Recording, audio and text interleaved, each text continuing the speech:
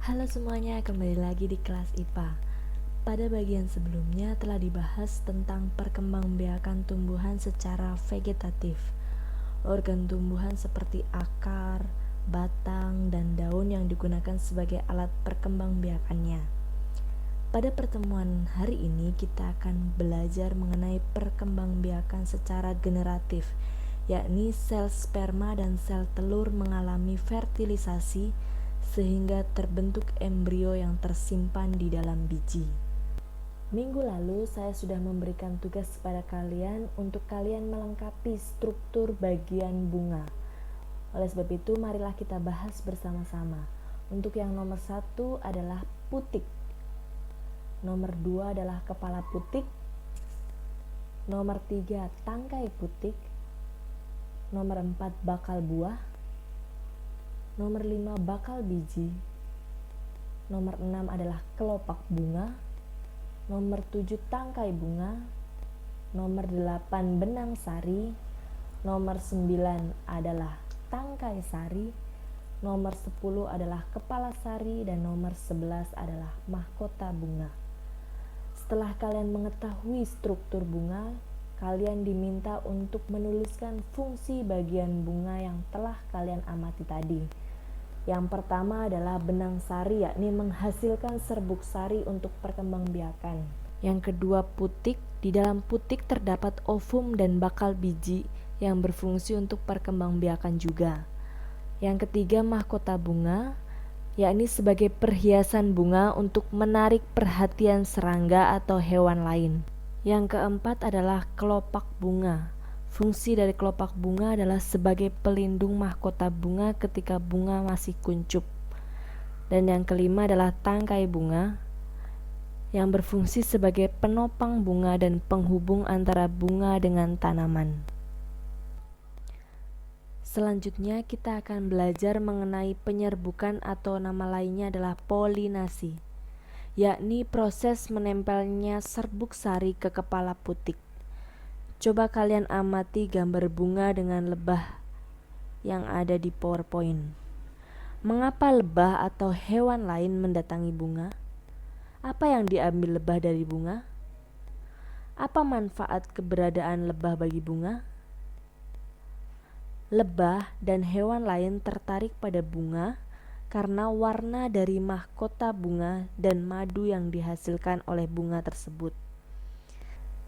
Terdapat hubungan yang saling menguntungkan antara lebah atau hewan lain dengan bunga.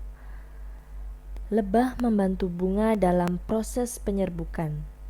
Serbuk sari melekat pada kaki lebah. Saat lebah berpindah, serbuk sari yang melekat pada kaki lebah dapat melekat pada kepala putik.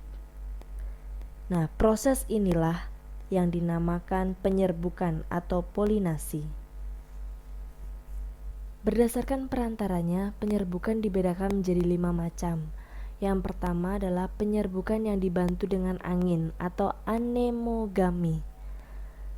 Ciri-cirinya adalah tanaman memiliki bunga berukuran kecil, jumlah bunganya banyak dan ringan, serta tidak menghasilkan nektar atau bau.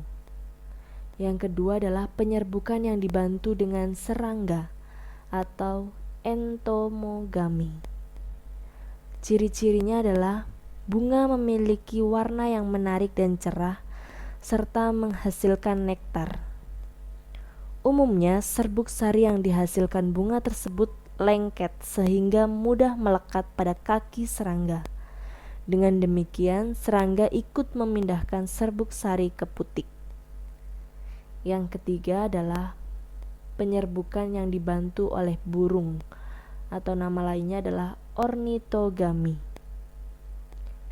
Tanaman yang penyerbukannya dibantu oleh burung umumnya memiliki ukuran bunga yang besar, berwarna merah cerah, tidak berbau, menghasilkan nektar dalam jumlah yang cukup banyak, dan mahkota bunga berbentuk seperti trompet. Contohnya pada bunga cangkring atau dadap. Yang keempat, penyerbukan yang dibantu oleh kelelawar atau chiropterogami. Ciri-ciri bunga penyerbukannya dibantu oleh kelelawar menghasilkan nektar, memiliki warna yang menarik, menghasilkan bau, dan mekar pada malam hari. Contohnya adalah tanaman kaktus. Yang kelima adalah penyerbukan yang dibantu oleh manusia atau antropogami. Tanaman anggrek merupakan jenis tanaman yang penyerbukannya dibantu oleh manusia. Tanaman yang penyerbukannya dibantu oleh manusia biasanya merupakan bunga yang berumah dua. Artinya, dalam satu pohon hanya terdapat bunga jantan atau bunga betina saja. Berikut adalah contoh-contoh tanaman di mana penyerbukannya dibantu oleh angin, dibantu oleh serangga, dibantu oleh burung, oleh kelelawar, dan yang terakhir adalah penyerbukan yang dibantu oleh manusia. Berdasarkan asal serbuk sarinya, penyerbukan dibedakan menjadi 4 macam. Yang pertama adalah penyerbukan sendiri, yang kedua penyerbukan tetangga, yang ketiga adalah penyerbukan silang, dan yang keempat adalah penyerbukan bastar. Penyerbukan yang pertama adalah penyerbukan sendiri atau autogami. Ini terjadi jika serbuk sari menempel pada putik yang berasal dari bunga itu sendiri. Sedangkan untuk geitonogami atau penyerbukan tetangga terjadi jika serbuk sari yang menempel pada putik berasal dari bunga lain pada tumbuhan itu juga. Jadi berbeda bunga tetapi masih dalam satu tumbuhan yang sama. Sedangkan untuk penyerbukan silang itu terjadi jika serbuk sari yang menempel pada kepala putik berasal dari bunga tumbuhan lain dan tumbuhan asal polen masih tergolong jenis yang sama. Jenis bunganya atau jenis tumbuhannya itu masih sama. Sedangkan untuk hibridogami terjadi jika serbuk sari yang menempel pada putik berasal dari bunga pada tumbuhan lain yang berbeda jenis atau setidaknya memiliki satu sifat beda. Berikutnya kita akan belajar mengenai pembuahan atau fertilisasi, di mana serbuk sari itu memiliki inti sel vegetatif dan inti sel generatif. Setelah serbuk sari itu melekat pada kepala putik, serbuk sari akan menyerap air dan berkecambah membentuk bulu serbuk sari. Bulu serbuk sari ini akan tumbuh dan bergerak menuju bakal buah melalui tangkai putik. Inti sel generatif di dalam bulu serbuk sari akan membelah menjadi dua. Dua inti sel generatif tersebut akan berkembang menjadi dua inti sel sperma. Satu inti vegetatif di dalam serbuk sari berperan menjadi penuntun gerak tumbuh bulu serbuk sari ke bakal biji. Satu inti sel sperma membuahi inti sel telur, membentuk zigot, dan satu inti sel sperma yang lain membuahi inti kandung lembaga sekunder yang akan membentuk endosperma atau cadangan makanan. Pada proses ini terjadi 2 kali pembuahan sehingga disebut sebagai pembuahan ganda. Bagaimana jika serbuk sarinya tidak sesuai? Apakah penyerbukan akan terjadi? Ketika serbuk sari yang tidak sesuai atau tidak berasal dari tumbuhan yang sejenis yang melekat pada kepala putik, maka serbuk sari tidak akan berkecambah membentuk bulu serbuk sari, sehingga proses pembuahan atau fertilisasi tidak dapat terjadi. Hal ini terjadi karena gaya tarik-menarik antara molekul yang berbeda atau adesi pada serbuk sari dengan kepala putik pada tumbuhan yang berbeda jenis itu sangat lemah, sehingga menyebabkan serbuk sari mudah lepas dari kepala putik.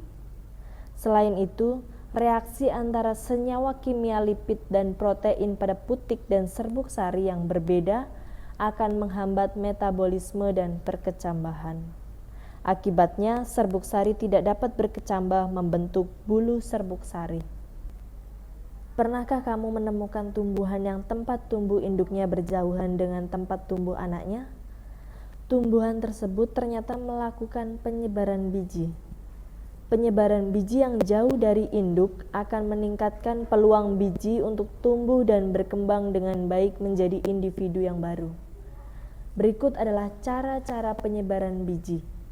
Yang pertama adalah anemokori atau penyebaran biji dengan bantuan angin. Ciri tumbuhan yang penyebarannya dengan cara ini adalah bijinya kecil, ringan, dan bersayap. Contohnya adalah biji bunga dandelion. Cara penyebaran biji yang kedua adalah hidrokori atau penyebaran biji dengan menggunakan bantuan air. Ciri tumbuhan yang penyebarannya dengan cara ini adalah hidupnya di dekat daerah perairan, misalnya di pantai atau tumbuhan yang hidup di air. Contohnya adalah pohon kelapa dan bakau. Cara yang ketiga adalah zookori, adalah proses penyebaran biji dengan bantuan hewan. Penyebaran ini dibagi menjadi 4. Yang pertama adalah entomokori, adalah penyebaran biji dengan perantara serangga, contohnya pada wijen dan tembakau. Yang kedua adalah chiropterokori, adalah penyebaran biji dengan perantara kelelawar, contohnya jambu biji dan pepaya. Yang ketiga adalah ornitokori, penyebaran biji dengan perantara burung, contohnya adalah pohon beringin dan benalu. Yang keempat adalah mammokori, penyebaran biji dengan perantara mamalia, contohnya pada tanaman biji kopi. Cara penyebaran biji yang keempat adalah antropokori, yakni cara penyebaran biji dengan bantuan manusia. Proses penyebaran dengan cara ini dapat terjadi secara sengaja ataupun tidak sengaja. Penyebaran biji yang secara tidak sengaja dilakukan oleh manusia apabila biji tersebut memiliki struktur yang mudah melekat pada pakaian. Contohnya seperti rumput. Contoh tanaman lainnya seperti padi, jagung itu juga bisa menggunakan bantuan manusia. Berikutnya kita akan belajar mengenai perkecambahan. Peristiwa di mana biji mengalami masa istirahat itu disebut sebagai dormansi. Sedangkan berakhirnya masa dormansi biji adalah ketika biji mulai tumbuh menjadi tumbuhan baru. Itulah yang disebut dengan perkecambahan. Lamanya masa dormansi biji setiap jenis tumbuhan berbeda-beda. Masa dormansi biji dapat diakhiri dengan memberi perlakuan yang berbeda-beda. Namun, perkecambahan berbagai macam biji dipengaruhi oleh faktor-faktor yang hampir sama.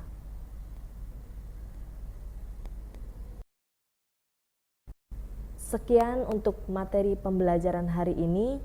Jika ada materi yang kurang dipahami, boleh ditanyakan melalui WA atau melalui Classroom. Tuhan memberkati.